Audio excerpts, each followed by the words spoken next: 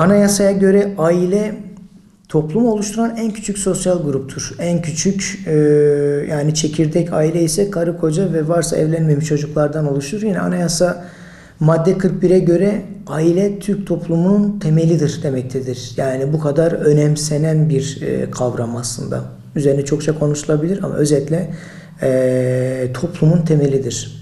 Aslında 4320 sayılı aileyi koruma, ailenin korumasına dair kanun yürürlükte idi ve bir şekilde görevini yapmaktaydı. Fakat eksikleri olduğu iddiasıyla yerine 6284 sayılı yasa apar topar getirildi. Bir bahanesi de şuydu: aile içi şiddetin 4320 sayılı kanunda, yani ailenin korunmasına dair kanunda net olmadığı gerekçesiyle ve buna dair birkaç gerekçeyle 4320 sayılı kanun lağvediliyor, kaldırılıyor ve yerine 6284 sayılı kanun getiriliyor. Aslına bana sorarsanız 4320 sayılı kanunumuz güncellenemez miydi? Güncellenebilirdi. Bu eksiklikler giderilemez miydi? Giderilebilirdi. Bu çok zor bir olay değildi. Biz yeni bir kanun getirip tanımadığımız, bilmediğimiz, ülkemizin, insanımızın, hatta şu an birçok yazarın, çizerin, hukukçunun bile yabancı olduğu bu sistemi getireceğimize aslında 4320 sayılı kanunu elden geçirerek, eksiklerini tamamlayarak daha günümüze uygun bir hale getirebilirdik. Şiddet aslında bir sağlık sorunu, bir halk sağlığı sorunudur. Aslında yaşananları anlatmada bu ifade yetersiz bile kalmaktadır. Bir cinnet halidir. Sosyal hayatta cinnet yaşıyoruz. Sorun çok boyutlu ve karmaşık olduğundan çözüm enstrümanlarının da çeşitli olması gerekiyor. Patolojik, psikolojik, sosyoekonomik ve daha birçok disiplin açısından maraz teşkil eden bir toplumun sadece yargısal yollarla, ceza hukuku aracıyla çözülmesi beklenen bir kavram haline getirilmiştir. Aslında şiddet bunlarla çözülebilecek bir kavram değildir. Bahsettiğim çok yönlü, birçok enstrümanla çözülebilecek bir kavramdır. Şiddet aslında bir halk sağlığı sorunudur. Aslında anayasanın şiddeti tanımlama gibi bir direkt bir kaidesi, bir maddesi bildiğim kadarıyla yoktur. Fakat anayasamız insanı koruyan bir mekanizmaya sahiptir. Hukuk koruyan bir mekanizmaya sahiptir. Şöyle diyor: şiddet gördüğünü belirten kişiye devlet bu bir aile meselesidir diyerek kayıtsız kalamaz. Şiddetle mücadele eder ve bunun içinde uluslararası sözleşmeleri devreye koyar. Bunlardan biri de yine 6284 sayılı kanundur. Bunları devreye koyarak anayasamız aslında görevini hem yapmak hem de yaptırmaktadır. Şiddeti bu şekilde korumaya çalışmaktadır. Pozitif yükümlülük daha doğru bir kavramdır ki anayasada da zaten bu pozitif yükümlülük kavramı yine uluslararası sözleşmelerde de devletlerin yapması gereken, pozitif yapması gerekenleri pozitif yükümlülük olarak atfetmektedir. Devletler bu hakları ihlal edemeyeceği gibi bu hakların başkalarınca ihlal edilmesi için gerekli tedbirleri almakla görevlidir. Bunun yapılmaması veya bir şekilde engellenmesine de negatif yükümlülük denmekte. Aslında burada bir pozitif ayrımcılık, bir pozitif veya negatif ayrımcılık yok. Bazı sivil toplum kuruluşlarının işte kadına pozitif ayrımcılık cümlesi bana göre burada ciddi anlamda anayasaya, uluslararası sözleşmeye aykırı bir cümledir. Çünkü bu bir sorumluluktur. Pozitif yükümlülük devletlerin yapması gereken uluslararası sözleşmeler ve anayasamızı teminat altına alınmış insan hak ve özgürlüklerine ve aile hayatının korunmasına dair görevlerini yerine getirmesidir. Ve hatta az önce belirttiğim gibi kadın ve erkek eşitliğinin korunması ile alakalı bu görevi yerine getirmesinin adı pozitif yükümlülük oluyor. Yoksa kadını hukukun üstüne çıkartmak veya ayrıştırmak değildir. Tam tersine bunun adına da negatif yükümlülük demektedir. Bugün bir mağduriyet üzerinden var olma kaygısı vardır. Anayasa açıktır, uluslararası sözleşmeler açıktır. Buradaki eksiklerin giderilme tarzı da bellidir. Ben bunun kötü niyetli olduğunu, kadını toplumdan ayrıştırma olduğunu düşünüyorum. Erkekten babalığı, kadından analığı, çocuklarımızdan da her ikisini koparmanın gayreti olduğunu çocukların ailesizleştirilmesini, çocuklarımızın veya toplumlarımızın cinsiyetsizleştirilmesi gibi bir paradigmaya hizmet ettiğini düşünüyorum. Bunlar olduğu zaman toplum ciddi anlamda manipüle edilmiş olacaktır. Bir çocuğun annesiz babasız kaldığında yapabileceği her şeyi meşru görecektir ve onu yetiştiren herkes de bunu ona meşrulaştıracaktır. Bu bile müthiş bir tehlikedir bana göre. Yani annesi ve babası olmayan çocukların ne kadar duygusuz olduğunu herkes bilir ve herkes tahmin edebilir diye düşünüyorum. Bana göre en büyük tehlikelerden biri budur. Bir diğeri de yine yapılan bilimsel araştırmalarda annesiz babasız büyüyen çocuklar, özellikle babasız büyüyen çocukların ciddi anlamda suç işleme potansiyeline sahip oldukları yine ortadadır. Yine kız çocuklarının erken yaşta cinsel eğilimler gösterdiği tespit edilmiş bilimsel çalışmalardır. Yani kısacası kadını erkekle, erkeği kadınla yarıştırmanın topluma vereceği bir şey yoktur. 62-84 sayılı yasa 11 Mayıs 2011 tarihinde İstanbul Sözleşmesi olarak imzalanır. İstanbul Sözleşmesi denmesinin nedeni de İstanbul'da imzalandığı içindir. Ve Türkiye sözleşmeyi ilk olarak imzalayan 20 ülkeden biri olmuştur. Bakanlar Kurulu'nun 12-2012 tarih ve 2012'ye 28-16 sayılı kararı ile onaylanır ve Kadınlar Günü yani 8 Mart 2012'de ise yürürlüğe alınır. Türkiye'nin ilk olarak imzalaması bende hep soru işaretleri oluşturmuştur. Yani 2012 çok uzak bir tarih değil.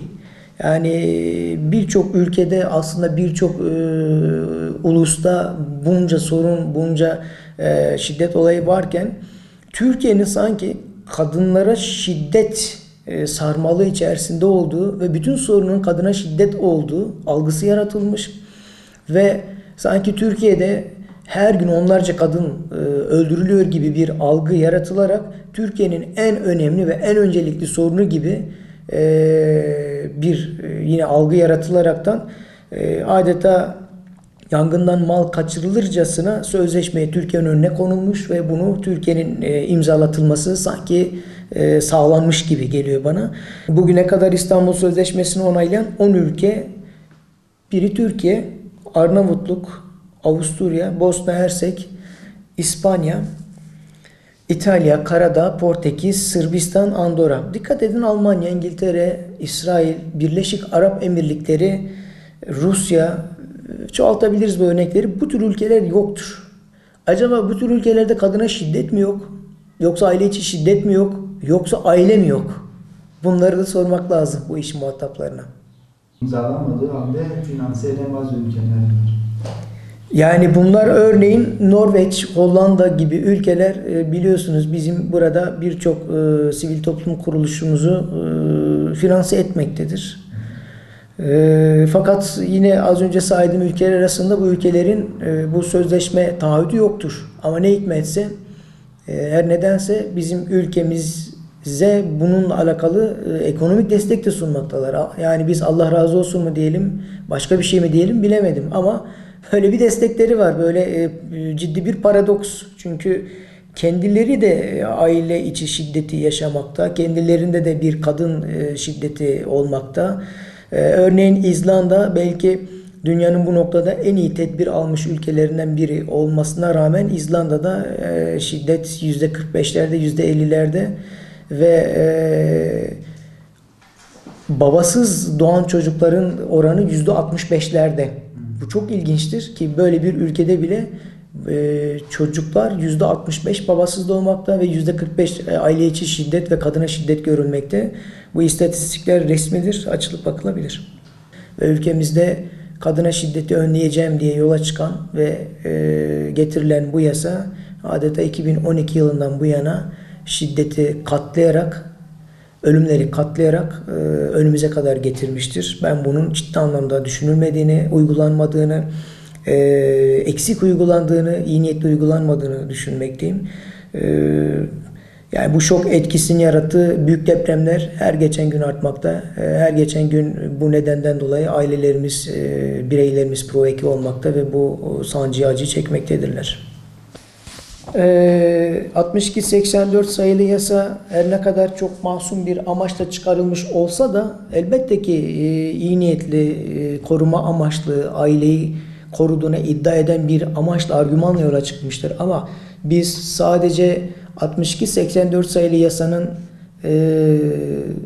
birilerini koruyup birilerini tamamen mağdur etmesini de görmek zorundayız. Çünkü anayasamız bize eşitlik ilkesinden bahsetmiştik ve bunun teminatı olduğunu söylemiştir. Örneğin 62-84 sayılı yasada, kanunda der ki şiddete uğrama tehlikesi bulunan kişiler de kapsama alındığına göre şiddet uygulayan veya uygulama tehlikesi bulunan kişiler hakkında önleyici tedbir kararları verilirken şiddet uygulama tehlikesi ihtimali neye göre belirlenecektir? Yani 62-84 madde 5'te şiddete uğrama tehlikesi bulunan kişilerden bahseder ve yine burada kolluk görevlisinin kişileri gidip şiddetten uzaklaştırmak veya şiddet mağdurunu koruma amaçlarıyla şiddet uygulayıcısını uzaklaştırma adına hangi parametreye dikkat etmesi lazım? Yani şunu sorma, senin şiddet uygulama ihtimalin var mı veya nedir ihtimalin? Yani burada aslında şiddete uğrama tehlikesi bulunan kişi nasıl bir şiddete uğrama tehlikesi veya ihtimali adı altındadır? Yani bu konuda açık bir şey yoktur. Netlik yoktur. Yani sizin şiddet uygulama ihtimalinizin varlığı, bu ihtimaliniz bile sizi mağdur ediyor. Düşünün. Yani bu hakikaten üzücü bir durum. Anayasamızın teminat altına aldığı hak ve özgürlüklerin de yine ihlal edildiği görülmektedir. Niye? Çünkü kişilerin şiddet uygulama ihtimalini, bu ihtimal üzerinden hareket ederek kişileri zan altında bırakarak konutundan almak yine anayasaya aykırıdır. Hak ve özgürlüklere göre, hak ve özgürlüklerin korunmasına göre aykırıdır. Çünkü burada bir konut ihlali de yapılmaktadır. Yani özetle kolluk görevlisi kişiyi alırken şiddet uygulama ihtimalinin ne olduğunu kimse bilmiyor. Kolluk kuvveti sadece erkektir, şiddet uygulama ihtimali vardır deyip potansiyel bir suçlu olarak görüp almakta. Aslında bu şiddet görme ihtimali nedir? Bir kere bu yasa tanımlamamıştır. Bir diğeri, koruyucu tedbir kararı verilebilmesi için bu yasaya göre şiddetin uygulandığı hususunda delil veya belge aranmaz. Madde 8'e 3 öyle demektedir. Bu her türlü hukuksuzluğa yol açma potansiyeli taşıyan, şiddeti önlemenin ötesinde bana göre tetikleyebilecek bir düzenlemedir. Yani her an için sorgusuz sualsiz kişiyi alıp hatta zorlama hapsine kadar götürebileceğiniz, kişiyi mağdur edebileceğiniz bir yanlıştır.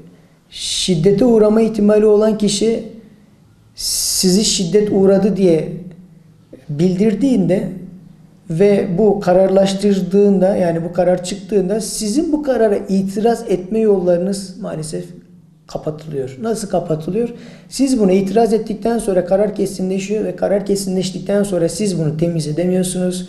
Bunu farklı yerlere götüremiyorsunuz ve bu da ciddi anlamda kişilerin bana göre hak arama özgürlüklerinin önüne geçilmesidir. Yani anayasamızda yine 40. maddesinde temel hak ve hürriyetlerin korunmasından bahseder. Anayasa ile tanınmış hak ve hürriyetleri ihlal edilen herkes yetkili makama geciktirilmeden başvurma hakkının sağlanmasını isteme hakkına sahiptir der. Bu madde onun önünü kapatıyor. Bu madde maalesef onun önünü kapatıyor. Yani sizin için verilen karar kesindir. Siz bu karara itiraz edemiyorsunuz. Aslında burada anayasanın 40. maddesi ihlal edilmiştir. Bu bir eksikliktir. Bu bir paradokstur. Biz ne yapıyoruz? Eşleri birbirinden uzaklaştırdıktan sonra işimizin bittiğini düşünüyoruz. Aslında bu en büyük cezalandırmadır. Madem birileri şiddet uygulamış ve bu da kanunen ispatlanmış, beyana dayalı olmamış, yargı sonucu ortaya çıkmış, o zaman biz bu şiddet uygulayan kişiyi rehabilite etmekte zorundayız. Yine bu madde bize bunu zorunlu kılıyor. Bu bir aslında görev. Yani bir pozitif yükümlülük. Biz bu pozitif yükümlülüğü ne hikmetse yerine getirmiyoruz ama biz uzaklaştırmayı koştura yapıyoruz.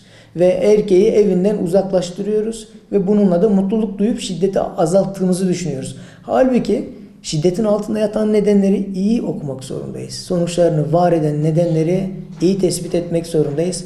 Ve şiddet uygulayıcısını da programlara dahil edip sosyal araştırmalar yapıp çevresiyle görüşüp gerekirse kişiye destek vererekten bu kişiyi kazanmak zorundayız. Şayet bir insan şiddeti defalarca uyguluyorsa neden o insanla alakalı rehabilitasyon programları uygulanmamakta? Neden o insan kazanılması için bir çalışma yapılmamakta? Bunlar da bana göre düşündürücüdür. Yani yasayı sadece kadın odaklı veya kadın derneklerinin isteği arzusu odaklı uygulamak toplumda bir infial yaratacaktır ki şu anda da gelinen nokta budur. Aslında toplum normlarını dizayn ederken kişilerin uyarılması esastır. Yani koru, önle, uyar, hapset mantığı vardır. Önce koruyacaksın, sonra önleyeceksin, sonra uyaracaksın, sonra hapsedeceksin. Fakat bizde nasıl bir mantık var? Koruma eşittir 6 ay hapis veya 6 ay uzaklaştırma. Aslında şöyle olabilir. Sizin dediğiniz gibi önce 1 gün uzaklaştırılır. 10 gün uzaklaştırılır. Bu süreç içerisinde uzlaşma hukuku diyalogları başlatılır ve kişiler rehabilite edilir ve kişilerin şiddete başvurma nedenleri tespit edilir. Sosyal hizmet raporları hazırlanır ve kişiler buna rağmen ısrarlı takip, şantaj veya şiddet devam ediyorsa, ettiriyorsa o zaman bu 1 ay, 3 ay, 5 ay, 6 ay olur. Ama maalesef sizin de dediğiniz gibi en tepeden sanki bilerek, cezalandırarak toplumu tamamen aile bütünlüğünü bozma niyetiyle 6 aydan verilen uzaklaştırmalar var. Yani 6 ay siz çocuğunuzdan uzaklaşıyorsunuz. 6 ay siz eşinizden, evinizden, iş yerinizden, toplumunuzdan uzaklaşıyorsunuz ve bu tamamen bir beyan üzerine olmakta ve bu ciddi anlamda bana göre ayrıca bir psikolojik travma. Öyle düşünüyorum. Hükümet aslında bu noktada benim şu tespit ettiğim maddelerin üzerinde detaylı çalışmalar yapsa bile bana göre ciddi anlamda yol kat edecektir. Ciddi anlamda ailesini koruyacaktır. Bana göre Türkiye'de aile ülkenin beka sorunu kadar ciddi bir beka sorunudur. Çünkü ailenin bitmesi toplumun tamamen manipüle edilebilir hale gelmesi demektir. Kadına şiddet kelimesini veya cümlesinden öteye bana göre cinsiyete, yani şiddete cinsiyet giydirmek ne kadar yanlışsa hukuka da cinsiyet giydirmek, cezaya da cinsiyet giydirmek bana göre o kadar yanlıştır. Yani burada sayın yetkililerin yapması gereken şey ciddi anlamda tarafsızlık ve eşitlik ilkesi ile hareket ederek eksikleri gidermek, bunları düzeltmek ve toplumu rehabilite edecek davranışlar ve kanunlar üretmeleri gerekmektedir. Ben böyle düşünmekteyim.